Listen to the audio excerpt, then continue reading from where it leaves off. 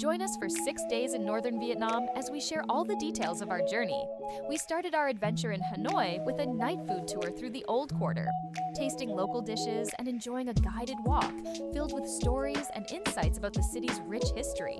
Day 2 took us on a sleeping bus to Sapa, where we trekked through Cat Cat Village, met the Black Hmong community, and took in the mountain views along the way. On day 3, we rode a cable car up Fansipan Peak, the roof of Indochina, then went to Moana View for sweeping scenery and plenty of photo spots.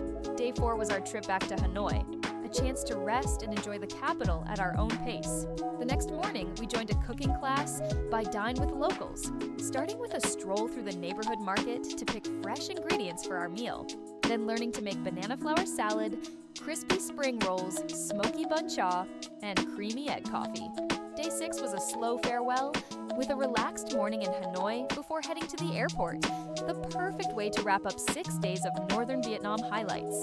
So that's our suggested itinerary, but our schedule is flexible, allowing the pace to adjust to your group and be tailored to your interests. This is the Northern Vietnam in 6 Days tour with Up Travel Vietnam.